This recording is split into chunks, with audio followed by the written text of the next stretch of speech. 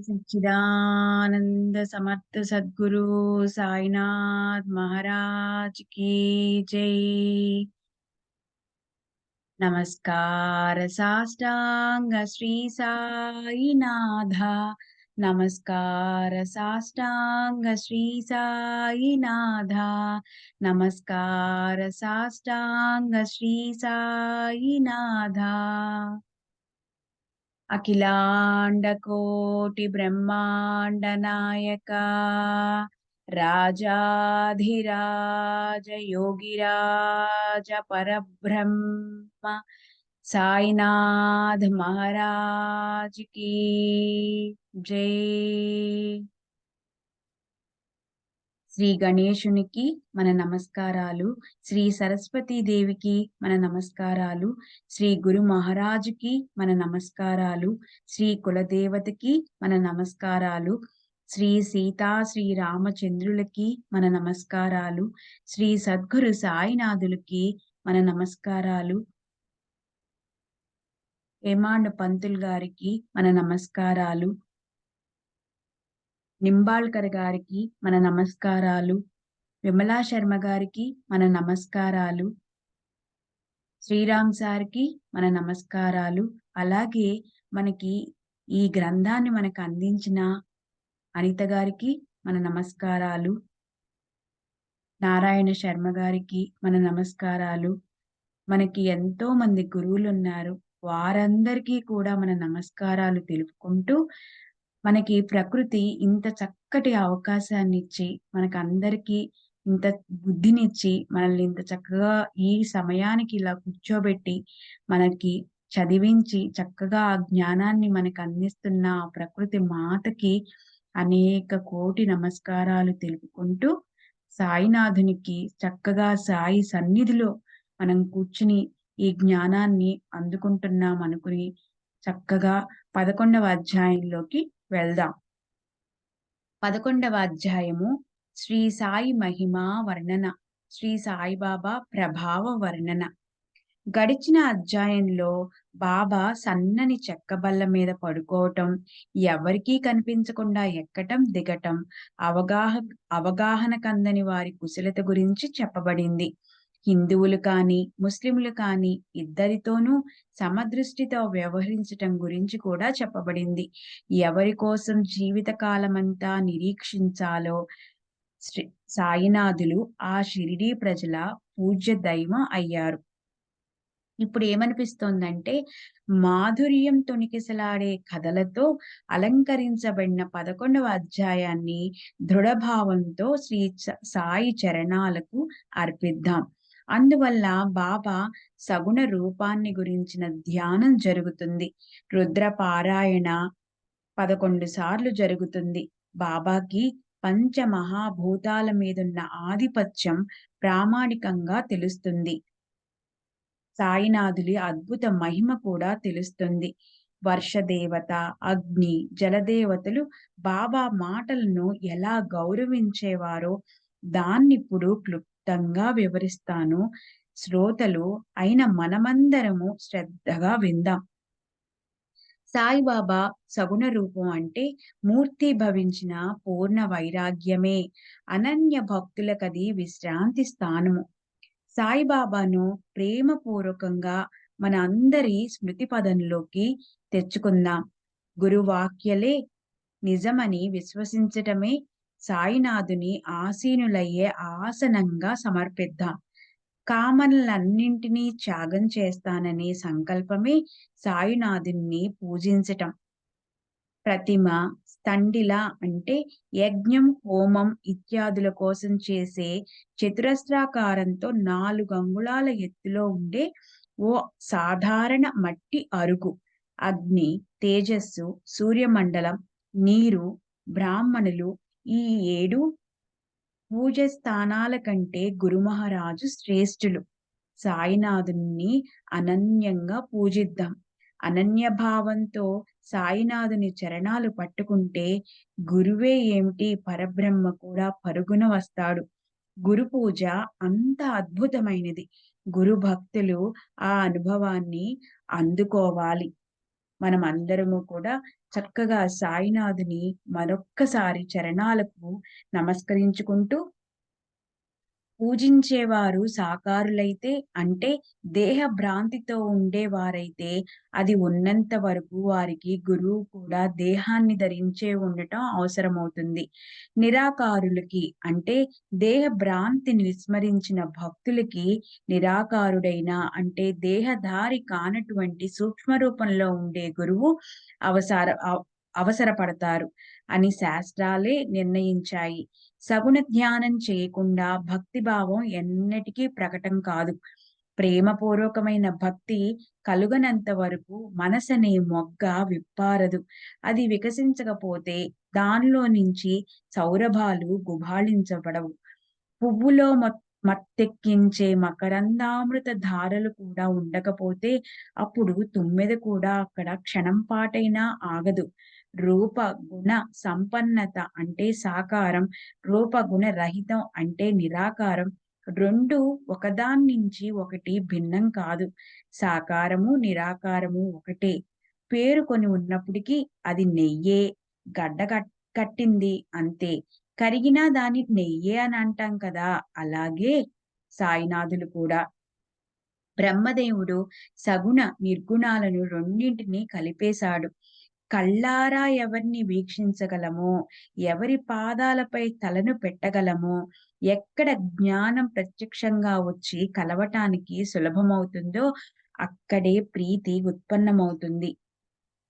ప్రేమగా కబుర్లు చెప్పటానికి, గంధాక్షతలు వేసి పూజించటానికి సగుణ సాకార వ్యక్తి అవసరం. నిర్గుణ రూపం కంటే సగుణ రూపాన్ని అవగాహన చేసుకోవటం నిజంగా ఎంతో సులభం. సగుణ రూపంపై ప్రేమ దృఢమైతే నిర్గుణ రూపం తనంత తను అర్థమవుతుంది. భక్తులు నిర్గుణ రూపాన్ని తెలుసుకోవాలని బాబా ఎన్నో ఉపాయాలను చేసేవారు. వారు వారి అధికారాన్ననుసరించి వాళ్ళని తమకు దూరంగా పంపేవారు. చాలా రోజుల వరకు తమ దర్శనాన్ని చేసుకోనిచ్చేవారు కాదు. కొందరిని షిరిడీ బయటికి దూరంగా పంపేవారు. కొందరిని షిరిడీలో ఏకాంత స్థలంలో బంధించి ఉంచేవారు. కొందరిని వాడాలోనే నిర్బంధించి పారాయణ చేయమని నియమం పెట్టేవారు. దానికి కారణమేమిటంటే, సంవత్సరాల తరబడి అలా అభ్యాసమైందంటే, నిర్గుణ రూపాన్ని ఆసక్తితో నిరంతర చింతన చేయటం పెరుగుతుంది. కూర్చున్నా, నిద్రిస్తున్నా, భోజనం చేస్తున్నా వారి మనసుకి బాబా సహవాసమే పట్టుకుంటుంది. మన ఈ శరీరం నశించిపోయేదే. ఏదో విధంగా అది అంతమయ్యే తీరుతుంది. కనుక భక్తులు దుఃఖించకుండా జననం రహితుడైన పరమేశ్వరుడి పైన లక్ష్యం పెట్టాలి. ఈ సృష్టి నానా రకాలుగా కనిపించే వ్యాప్తి అంటే మాయా ప్రభావమే. అది అవ్యక్తంలో నుంచి ఆకారాన్ని ధరించింది. అవ్యక్తంలోకే తిరిగి వెళ్ళిపోతుంది. బ్రహ్మ నుంచి చిన్న పిపీలకం వరకు ఉన్న సృష్టి వ్యష్టితో పాటు సమిష్టితో నిండి ఉంది. అది అవ్యక్తంలోంచి ఆకారానికి వచ్చింది. దానిలోనే చివరికి సమరసమైపోతుంది. ఆ ప్రకారంగా మరణం ఎవరికీ లేదు. మరి సాయిబాబాకు మాత్రం అదెక్కడి నుంచి వస్తుంది? శ్రీ సాయి శుద్ధ జ్ఞాన మరణరహిత దోషరహితలు. ఆయన్ని కొందరు భగవంతుని భక్తులలో లేదా మహా వైష్ణవులను అనేవారు. అయితే మాకాయన సాక్షాత్తు మూర్తి భవించిన భగవంతుడే అనిపిస్తారు. గంగా నది సముద్రాన్ని కలవటానికి పోయేటప్పుడు మార్గంలో వేడిమితో తరింపజేసే వారిని చల్లబరిచి, తీరాన ఉన్న వృక్షాలకి నీరందిస్తుంది. అందరి దేహాన్ని తీరుస్తుంది. అలాగే మహాపురుషుల అవతార స్థితి ఉంటుంది. వారు ప్రకటమవుతారు. అలాగే వెళ్ళిపోతారు. అయితే వారి ఆచరణ జగత్తుకి పాపాల నుంచి ముక్తి కలిగిస్తుంది. బాబా క్షమాగుణం ఎంతో విశిష్టమైనది. వారి శాంతి సహజాతి సహజంగా విలక్షణంగా ఉండేది. వారెంతో నిష్కపటంగా, మార్ధవంగా, సహనశీలితో ఉండేవారు. అలాగే తృప్తి ఆయన్ని నిరంతరం పెనవేసుకుని ఉండేది. చూడ్డానికి సాయినాథులు దేహాన్ని ధరించినప్పటికీ సాయినాథులు రూప గుణ రహితులుగాను, కామ క్రోధాది క్షుబ్ధ వికార రహితులుగాను ఉండేవారు. సాయినాథులు ఈ జగత్తులో తిరుగుతున్నప్పటికీ అంతఃకరణలో దేనితోనూ సాంగత్యం లేకుండా సంగరహితులై ఉండేవారు. సమస్త మోహాల నుంచి, బంధనాల నుంచి ముక్తులై బంధరహితులుగా సాయినాథులు ఉండేవారు. సాక్షాత్తు పరమేశ్వరుడే అయిన శ్రీకృష్ణుడు భక్తి వరదలుగా పొంగి పొరలే సత్పురుషులు నాకు జీవనము, ప్రాణము కూడా. వారు నా సజీవ ప్రతిమలు.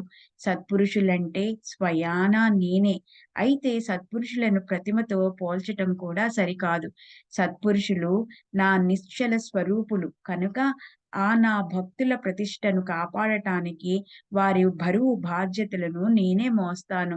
సత్పురుషులను శరణన్న వారి చరణాలకు నేను నమస్కరిస్తాను అన్నారు. అలా సత్పురుషుల మహత్తును స్వయంగా శ్రీకృష్ణుడు ఉద్ధవుడితో చెప్తారు. సమస్త సగుణ వస్తువుల మధ్య ఏ శ్రేష్ఠ సగుణ వస్తువు ఉందో, సమస్త నిర్గుణ వస్తువుల మధ్య ఏ శ్రేష్ఠ నిర్గుణ వస్తువు ఉందో, సుగుణ సౌరభాలను గుబాళించే వ్యక్తుల మధ్య ఏ సర్వశ్రేష్ఠ గుణం ఉందో, సమస్త సద్గుణ రాశులైన జనుల్లో అత్యంత శ్రేష్ఠ గుణం ఉన్న అలాంటి గుణ సంపన్నులకి ఆయన రాజు, కృతకృత్యులు కూడాను. అంటే తమ శ్రమతో ఫలాన్ని పొంది తృప్తి పొందిన వారిని కృతకృత్యులు అంటారు. అవాప్త కాములు అంటే ఇచ్చలన్నీ నెరవేరిన వారిని అవాప్త కాములు అని, యదృచ్ఛాలాభ సంతుష్టులు అయాచితంగా లభించిన దానితో తృప్తి చెందే వారిని అదృశ్యాలాభ సంతుష్టులు అని అంటారు. నిరంతరం స్వస్వరూపంలో ఎంతగానో లీనమై సుఖ దుఃఖాలకతీతంగా ఆత్మానందమనే ఐశ్వర్యంతో ఉండే సాయినాథుల గొప్పతనాన్ని ఎవరమని వర్ణించగలము? సాక్షాత్తు పూజనీయ పరమాత్మ అయిన అలాంటి సాయినాథుల్ని వర్ణించటం అసాధ్యం. అవర్ణనీయమైన ఆ శక్తి అవలోకనకు అందే రూపంతో అవనిపై అవతరించింది. సత్యము, జ్ఞానము, ఆనందము మూర్తీభవించిన సుఖ విగ్రహ రూపులు ఎవరు అంటే సాయినాథులే. జ్ఞానానికి పూర్తి చిహ్నం సాయినాథులు. అంతఃకరణలో బ్రహ్మతో ఐక్య రూపులుగా అయిన మూర్తి కూడా సాయినాథులే. ప్రపంచం నుంచి నివృత్తి అయి సంసారానికి సంబంధించిన వ్యవహారాల నుంచి ముక్తులైన బ్రహ్మ ఆత్మల ఐక్యతే సాయినాథుల అనుభవ స్థితిని పొందిన అలాంటి శుద్ధ ఆనంద మూర్తి ఎవరు అంటే అది కూడా సాయినాథులే. ఆనందో బ్రహ్మేతి అంటే ఆనందం అంటేనే బ్రహ్మ లేదా పరమాత్మ. ఈ శృతి తైత్తరీయ ఉపనిషత్తు 3వ వల్లి అనువాకం 6వ శ్లోకంలో శ్రోతలు నిత్యము వింటారు. పుస్తకాల్లోనూ, గ్రంథాల్లోనూ చదువుతారు. ఏమనంటే ఆనందో బ్రహ్మేతి అని. అయితే భావికులు షిరిడీలో ఆ అనుభవాన్ని ప్రత్యక్షంగా పొందుతారు. ధర్మము, అధర్మము అనే లక్షణాలున్న సంసారం ఎంతో విలక్షణమైనది. సస్వరూప నిజ జ్ఞానం కలుగని వారికి క్షణ క్షణము ఈ సంసారాన్ని సంభాళించుకోవలసి వస్తుంది. అయితే సస్వరూప నిజ జ్ఞానం కలిగి ఉన్న వారికి సంసారం అనేది ఒక విషయం కాదు. వారు సదా ఆత్మస్వరూపంలోనే స్థిరంగా ఉంటారు. వారు నిత్య ముక్తులు, ఆనంద స్వరూపులుగా ఉంటారు. సదా శుద్ధ జ్ఞాన స్వరూపులు అంటే పరమాత్మ రూపులుగా ఉంటారు. బాబాయే సర్వులకి ఆధార స్థానం. మరి ఆయనకు కూర్చోడానికి ఆధారం ఎందుకు? అది కూడా వెండి సింహాసనం. అయితే బాబా భక్తుల ముచ్చటను ముద్దుగా తీరుస్తారు. ఎన్నో రోజుల నుంచి ఉన్న ఓ పాత గోనిపట్టా ముక్క ఆయన కూర్చునే ఆసనం. దాని మీద కూర్చోడానికి భావిక భక్తులు ఓ చిన్న పరుపు వేసేవారు. వెనక జారిగిలా పడటానికి ఓ గోడుండేది. అక్కడ ఓ తలగడ పెట్టేవారు. భక్తుల మనసుల్లోని భావాన్ని బట్టి బాబా అందుకనుగుణంగా వ్యవహరించేవారు. సాయిబాబా షిరిడీలో నివసించినట్లు కనిపించినప్పటికీ సాయినాథులు అన్ని చోట్లకు వెళ్ళేవారు. ఆ అనుభవాన్ని సాయినాథులు తమ భక్తులకు ఎప్పుడూ చూపించేవారు. సాయినాథులు స్వయంగా ఏ మనోభావన లేనప్పటికీ భక్తుల శ్రద్ధననుసరించి అన్ని రకాల పూజోపచారాలను సాయినాథులు స్వీకరించేవారు. కొందరు చామరలు వీచేవారు, కొందరు విసినికర్రతో విసిరేవారు, కొందరు సన్నాయి, డోలు మొదలైన మంగళవాద్యాలను వాయించమని పూజను అర్పించేవారు. కొందరు సాయినాథుల పాదాలను, చేతులను కడుగుతుంటే, మరొకరు వారికి అత్తరు, చందనాలను అద్దేవారు.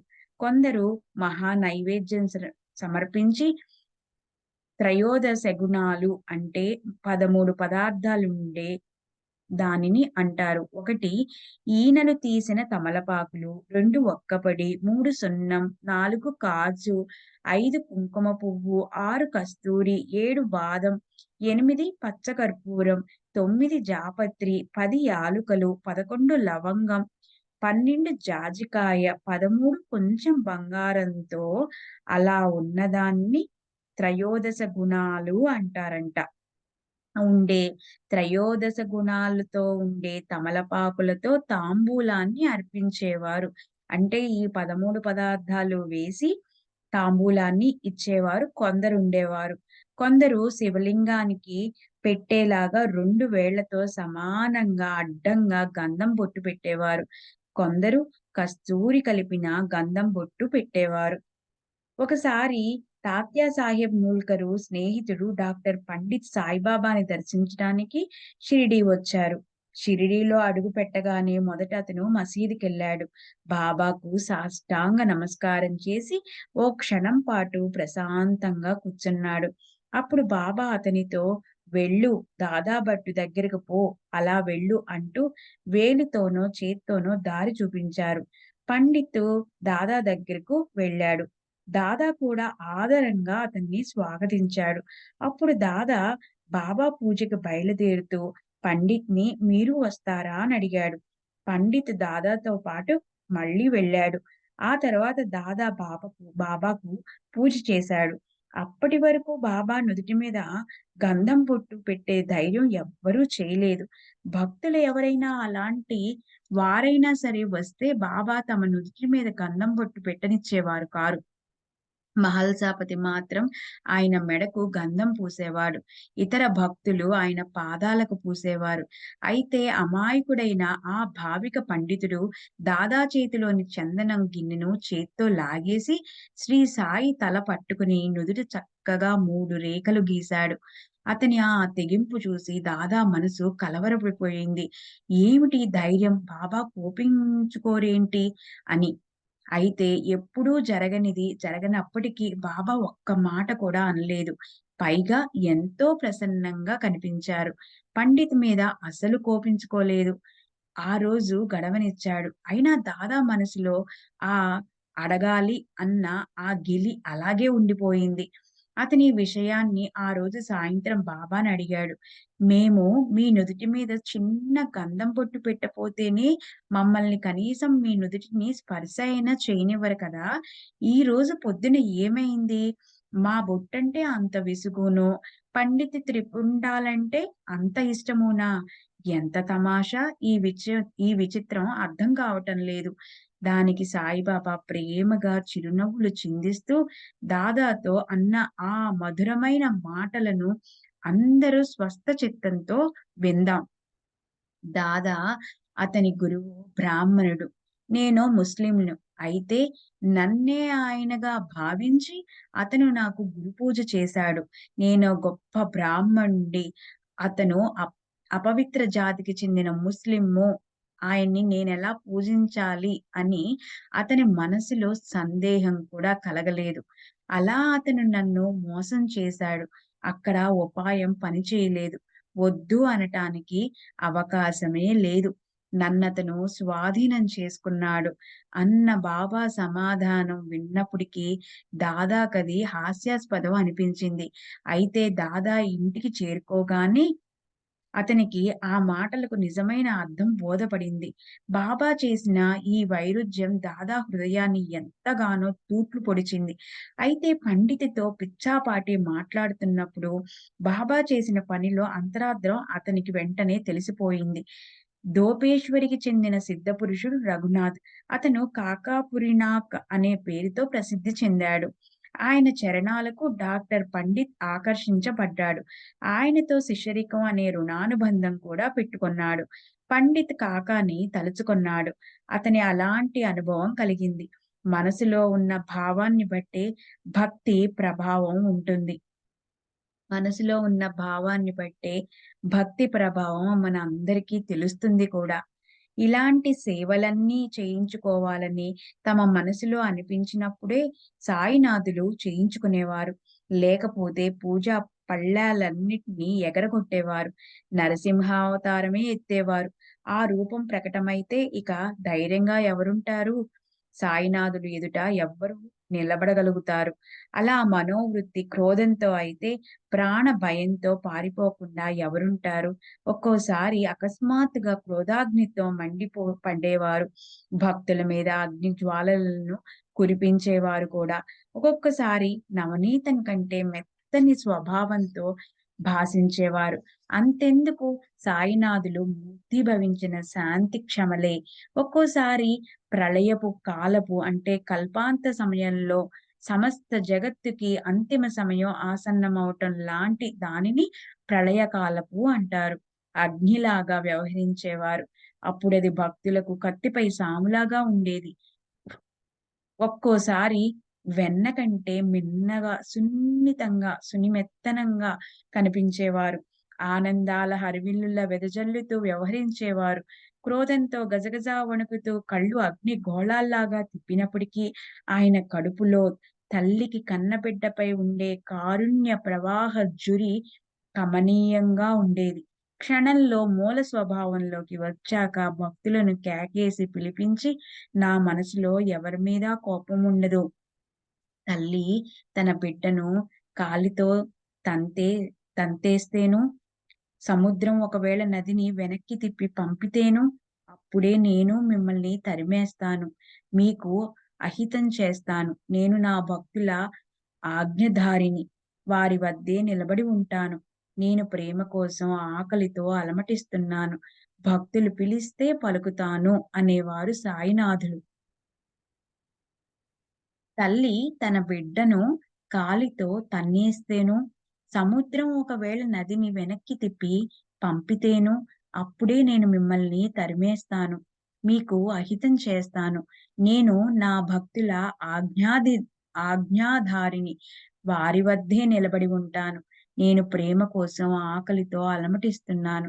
భక్తులు పిలిస్తే పలుకుతాను అనేవారు సాయినాథులు.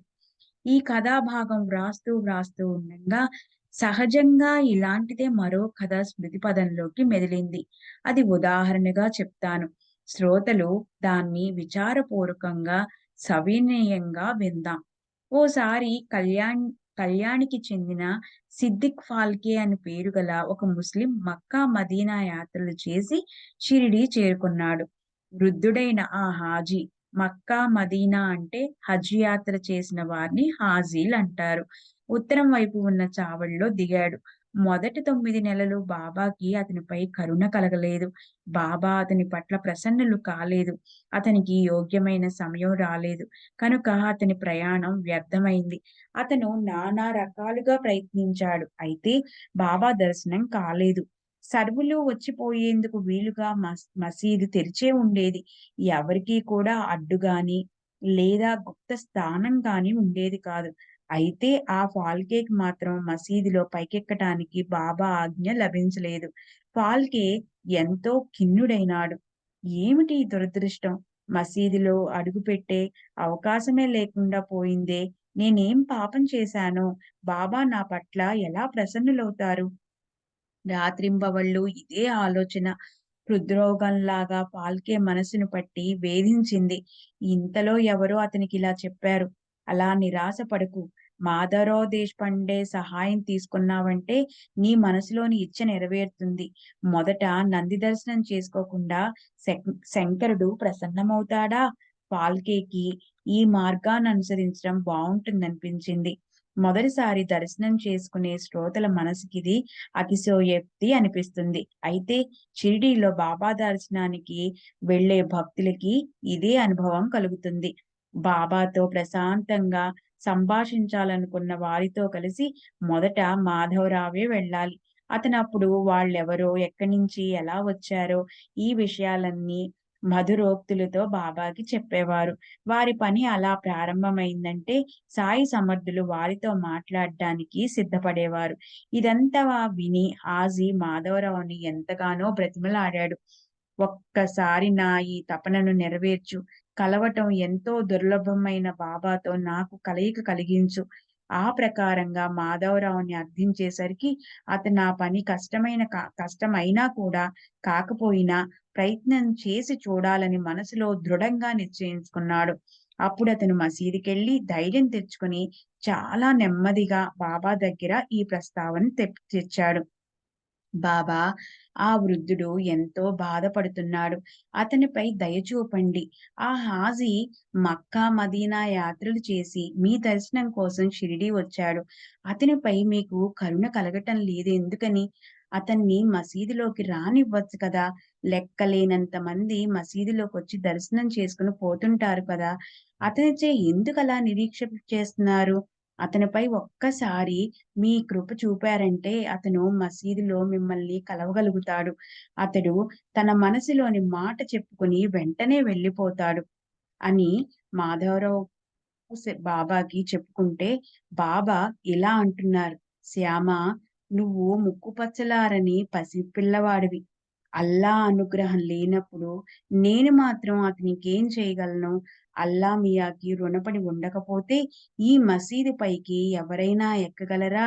ఇక్కడి ఫకీరు చేతులు అద్భుతం. నేనతని యజమానిని కాను. అతని దగ్గరికెళ్ళి దగ్గరలో ఉన్న ఆ బావి కవతల ఇరుకుదారి ఉంది. దానిలో నుంచి చక్కగా నడిచి రాగలవా అని స్పష్టంగా అడుగు అని శ్యామను అతని దగ్గరికి పంపారు. అందుకు హాజీ ఇలా సమాధానమిచ్చాడు. అదెంత కష్టమైనా సరే దానిలో నేను చక్కగా నడిచి వస్తాను. అయితే నన్నాయన్ని ప్రత్యక్షంగా కలవనివ్వాలి. ఆయన చరణాల వద్ద అంటే సాయినాథుని చరణాల వద్ద నన్ను కూర్చోనివ్వాలి అని సమాధానమిస్తారు హాజీ. శ్యామ ద్వారాగా వచ్చిన సమాధానాన్ని విని బాబా అతన్నిలా అడిగించారు. 4 వాయిదాల్లో రూ. 4,000 నాకిస్తావా? ఈ విషయం గురించి మాధవరావు అడిగినప్పుడు హాజీ ఆ మాట వేరే అడగాలా? వేలేమిటి? కోరాలే కానీ 4,00,000 ఇస్తాను అన్నాడు. అది విని బాబా శ్యామచి మళ్ళీ ఇలా అడిగించారు. ఈరోజు మసీదులో మేకను కొయ్యాలనుకుంటున్నాం. నీకు మాంసం కావాలా? ఒక భాగంలోని మాంసమంతటితో సహా ఎముకలు కావాలా? లేక నీ మనసులో దాని వృషణాలు తినాలన్న కోరిక ఉందా? నిశ్చయంగా ఏం కావాలో ఆ ముసలాడినడుగు. ఈ ప్రకారంగా బాబా అన్న అన్నీ కూడాను శ్యామ హాజీతో చెప్పాడు. అయితే హాజీ స్పష్టంగా వీటిల్లో నాకేది అక్కర్లేదు. మీ మనసుకేది ఇవ్వాలనిపిస్తే అది నాకివ్వండి.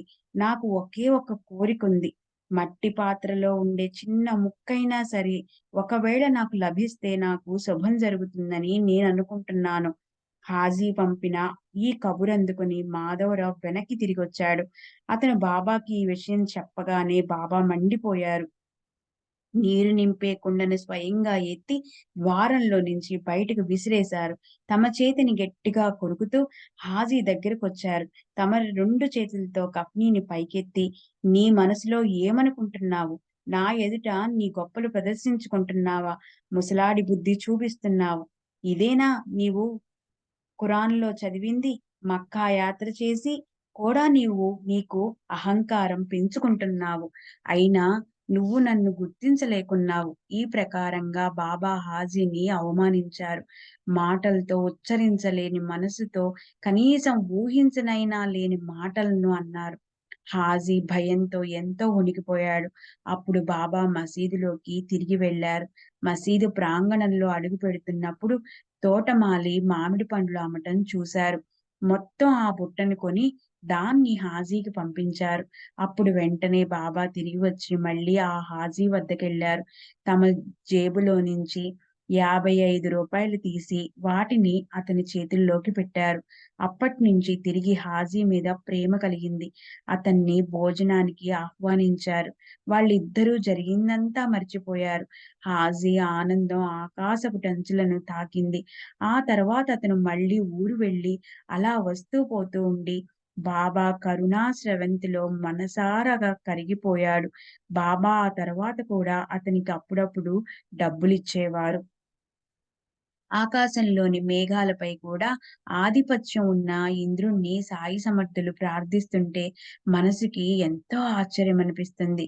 ఎంతో భయంకరమైన సందర్భం అది. ఆకాశమంతా అంధకారం అలుముకుంది. పశువులు, పక్షులు భయపడిపోయాయి. అంతటిని నాశనం చేసేటట్లు వానకి గాలి తోడయింది. సూర్యుడస్తమిస్తున్నాడు. సాయంకాలమైంది. ఒక్క పెట్టున సుడిగాలి మొదలైంది. తీవ్రంగా సుళ్ళు తిరు సుడు సుడు సుడులు సుడులు తిరుగుతూ సుడిగాలి చెలరేగింది. భయంకరమైన గందరగోళం చెలరేగింది.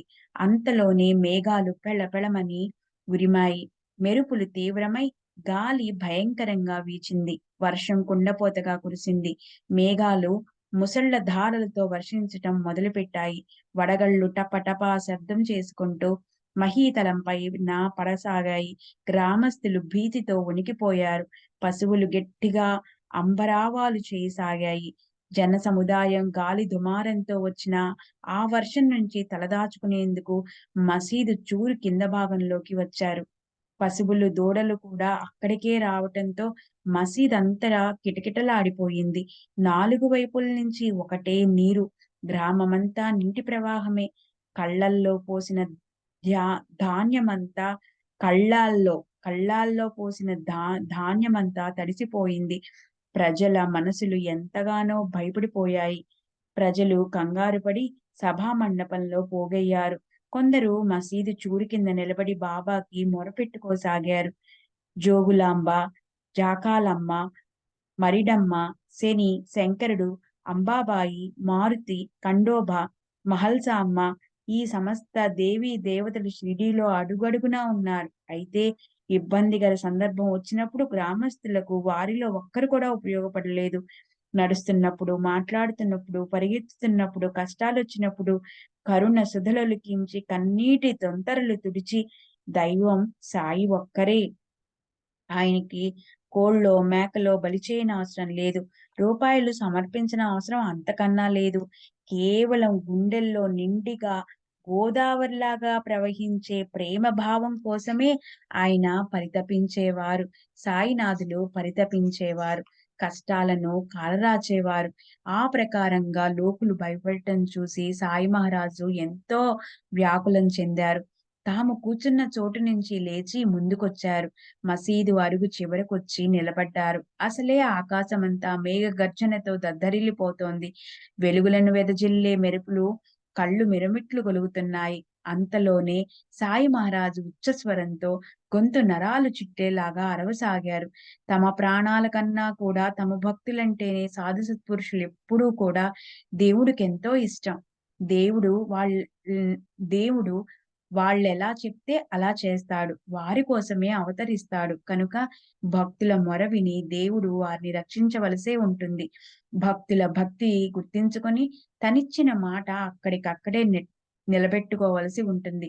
బాబా గట్టిగా వేసే కేకలకు ఆకాశం మారుమ్రోగింది. మసీదు పునాదులే కదిలిపోతాయా అనిపించింది. అందరి చెవులు గింగురుమన్నాయి. పర్వతాల్లో ప్రతిధ్వనించేలాగా చేసిన గొప్ప కేకలతో మసీదు, మందిరాలు దద్దరిల్లాయి. అప్పుడే మేఘాల భయంకర గర్జన, కుంభవృష్టి ఆగిపోయాయి. బాబా వేసిన కేకలతో సభా మండపం అంతా కూడా అదిరిపోయింది. భక్తులందరూ భయంతో గిజగిజలాడి ఎక్కడి వాళ్ళక్కడ స్తబ్దంగా అయిపోయారు. నిజంగానే బాబా కౌసల్యాన్ని కనీసం ఊహించనైనా లేము. వర్షపు ధారలు తెరపిచ్చాయి. వెంటనే గాలి కూడా మందగించింది. మబ్బులు వీడిపోయాయి. మెల్లమెల్లగా వర్షం వెనకబట్టింది. సుడిగాలి కూడా సడి చేయకుండా ఆగిపోయింది. వెంటనే అంధకారం అస్తమించింది. నభోమండలాల్లో నక్షత్రాల సమూహం నక్కి నక్కి చూడటం మాని హాయిగా కళ్ళకు కనిపించాయి. తరువాత వర్షం పూర్తిగా వెలిసిపోయింది. సుడిగాలి కూడా పూర్తిగా శాంతించింది. ఆకాశంలో వెన్నెల రేడు వింత కాంతులతో పండు వెన్నెలను వెదజల్లుతూ విరగబడి నవ్వాడు. అందరిలోనూ ఆనందం చిందులు వేసింది. సత్ సత్పురుషుల శబ్దాలను గౌరవించి ఇంద్రుడు కరుణాస్రవంతిని కురిపించాడని అందరికీ అనిపించింది. మబ్బులు అన్ని దిక్కులకు ఎంచక్కా పారిపోయాయి. వాతావరణం శాంతిని ఆశ్రయించింది. వర్షం హర్షంతో తన తీవ్రతను తగ్గించింది. గాలి అలవోకగా అలా ఆగిపోయింది. ఉరుములు తరిమినట్లు తమ స్థానంలో అణిగిపోయాయి. పశువులకి, పక్షులకి సడలిన ధైర్యం తిరిగొచ్చింది. ఇళ్ళ చూరుల కింద నుంచి పశువులు, దూడలు బయటకొచ్చి నిర్భయంగా తిరగటం మొదలుపెట్టాయి. పక్షులు స్వేచ్ఛా వాయువులు పీలుస్తూ రెక్కలు చాచి ఆకాశంలోకెగిరాయి. అలాంటి భయంకర పరిస్థితి నుంచి తమను రక్షించిన బాబా ఉపకారాన్ని తలుచుకుంటూ ప్రజలందరూ తమ తమ ఇళ్లకు వెళ్ళిపోయారు. పశువులు కూడా ప్రశాంతంగా అటూ ఇటూ సాగాయి. అలా సాయి కరుణ విగ్రహులు. ఆయనకి భక్తులంటే పంచ ప్రాణాలు. బిడ్డ కోసం కలవరపడే కన్న తల్లి లాంటి వారు సాయి. ఆ ప్రేమ సుధా వాహినిని నేను ఎంతని వర్ణించను. బాబాకి అగ్ని మీద కూడా అలాంటి ఆధిపత్యమే ఉండేది. ఆ విషయం గురించిన ఓ చిన్ని కథను శ్రోతలు ఆలోచనాపూర్వకంగా విందాం. దాంతో శ్రేష్టము, అసాధారణము అయిన సాయినాథుల శక్తి అవగతమవుతుంది. అది మధ్యాహ్నం వేళ మసీదులో ధుని నాల్కలు చాచిన అగ్ని సెగలతో మండిపోతోంది. దాని ముందు ఎవరు నిలబడగలరు? జ్వాలలు మరింతగా మండిపడ్డాయి. ప్రపంచ ప్రపండ అగ్ని అఖండంగా పెరిగిపోతోంది. జ్వాలలు చెక్క దూలాలని తాకుతూ పైకప్పు వరకు ఎగిశాయి. మసీదు నుంచి మసై సర్వనాశనమైపోతుందేమో ఏమిటి అనిపించింది. అయినా శతకోటి ఆనంద ఇంద్రధనస్సులతో శోభిల్లే బాబా మనస్సు ప్రశాంతంగా ఉంది. ప్రజలంతా చింతాక్రాంతులైపోయారు. ఏమిటి బాబా పద్ధతి అని ముక్కు మీద వేలేసుకున్నారు. నీళ్లు రండని ఒకరన్నారు. మరి దాన్నెవరు పోస్తారు? నీళ్లు పోసేందుకు పోతే సట్కా మన భరతం పడుతుంది. అక్కడికి ఎవరెళ్తారు అని మరికొందరు. ప్రజలందరి మనసుల్లో ఎంతో ఆదుర్దా ఉన్నా బాబాని అడిగే ధైర్యం మాత్రం ఎవ్వరికీ కలగలేదు. తర్వాత బాబాయే చికాకుగా సటకా మీద చెయ్యి వేశారు. మండే అగ్ని భుగలు చూసి ఆయన సటకాను చేతిలోకి తీసుకుని పటాపటా కొట్టటం మొదలుపెట్టారు. వెనక్కి వెళ్ళు అన్నారు. తుని పక్క నుంచి చేయి పెట్టి స్తంభాన్ని కొడుతూ జ్వాలకేసి చూస్తూ ఆయన శాంతించు శాంతించు అనసాగారు. దెబ్బ దెబ్బకి జ్వాల క్రిందకి దిగుతూ క్రమేపీ మందగించింది. ధుని శాంతించింది. అందరి భయము అణిగిపోయింది. మహానుభావుల్లో శ్రేష్ఠులైన సాయి పరమేశ్వరుడి అవతారమే. కాంతి జలపాతాలు చిందించే సాయినాథులు చరణాలపై మస్తకం పెడితే దానిపై సాయినాథుని కరుణతో తమ వరద హస్తాన్ని పెడతారు. శ్రద్ధాభక్తులతో ప్రశాంత చిత్తంతో ఈ అధ్యాయాన్ని నిత్యము పారాయణ చేసిన వారి కష్టాలన్నీ సంపూర్ణంగా కరిగిపోతాయి. నేనింతకన్నా ఏం చెప్పను. అంతఃకరణను శుద్ధి చేసుకుని నియమబద్ధంగా కఠిన పద్ధతిలో ధార్మిక విధులు, కృత్యాలు చేయండి. సాయిబాబాని నిండు హృదయంతో భక్తి చేయండి. దాంతో శాశ్వతుడైన పరమాత్మ ప్రాప్తి కలుగుతుంది. మనసులో ఉన్న అసాధారణమైన ఇచ్ఛలు ఈరేడిపోతాయి. చివరకు మనమందరము కలిసి పూర్తిగా నిష్కాములవుతాము. ఈశ్వరుడు, జీవుడు అనే భేదమే నశించిపోయి అలాంటి దుర్లభమైన సాయుధ్య ముక్తిని చేసుకుంటాము. ఎన్నటికీ చెదరని, ఎవరికీ లభించని తృప్తి మన అందరికీ తలుపు తడుతుంది. పారమార్థిక సుఖాన్ని గురించిన జ్ఞానాన్ని చక్కగా తెలుసుకొని అనుభవించాలనే కోరిక ఉన్న భక్తులు అందరికీ ఈ అధ్యాయాన్ని మళ్ళీ మళ్ళీ చదవటం వల్ల ఉత్సాహాన్ని, ప్రీతిని మనమందరము పెట్టుకుని చదవాలని మరీ మరీ చెప్తున్నారు. దీనిలోని కథలు చదివితే చిత్తవృత్తి శుద్ధమవుతుంది. పరమార్థాన్ని ప్రాప్తింప చేసుకోవాలని ప్రవృత్తికి ఉబలాటం కలుగుతుంది. అప్రియమైన అశుభ విషయాలు పూర్తిగా నశించి ప్రియము, పావనము అయిన విషయాలు ప్రాప్తిస్తాయి. బాబా గురించిన అనుభవాల్ని పొంది తరిద్దాము. హేమాడ్ పంతు సాయికి శరణు వచ్చాడు. తరువాతి అధ్యాయం అత్యంత పవిత్రమైనది. అందులో గురు శిష్యుల అనుబంధంలోని గొప్పతనాన్ని గురించి చెప్పడం జరిగింది. గురోపదేశాన్ని తీసుకుని ములే అనే పేరు గల శిష్యునికి గోలప్ అనే పేరు గల అతని గురుదర్శనం ఎలా అయిందో చెప్పబడింది. శిష్యునికి ఇలాంటి సందర్భం వచ్చినా వాళ్ళు తమ గురుదేవులను వదలకూడదు అనే తత్వాన్ని ప్రత్యక్షంగా అనుభవంలోకి చూపించారు సాయినాథులు. భక్తులకి వారి గురువు పట్ల ఉన్న దృఢ భక్తిని మరింతగా పెంచేవారు. సాయిబాబా చరణాల వద్దకు వచ్చిన ప్రతి భక్తునికి ఒక్కొక్కరికి ఒక్కొక్క రకంగా వినూత్నము, అద్భుతము అయిన రూపాల్లో దర్శనమిచ్చి సాయినాథులు వారికి తమ ఆరాధ్య దైవం లేదా గురువుల పట్ల ఉండే భక్తిని సాయి స్థిరపరిచేవారు. సర్వులకి శుభమస్తు. ఆ ప్రకారంగా సత్పురుషులు, సజ్జనులచే ప్రేరణ కలిగించబడిన భక్త హేమాడ్ పంత్ రచించిన శ్రీ సాయి సమర్థుల సత్య చరిత్రలోని సాయి మహిమా వర్ణన అనే పేరుగల 11వ అధ్యాయం ముగిసింది. శ్రీ సద్గురు సాయినాథార్పణమస్తు. శుభం భవతు. ఓం సాయి శ్రీ సాయి జయ జయ సాయి. సాయిరామ్. శ్రీ సచ్చిదానంద సమర్థ సద్గురు సాయినాథ్ మహారాజ్ की जय. అఖిలాండ కోటి బ్రహ్మాండ నాయక రాజాధిరాజ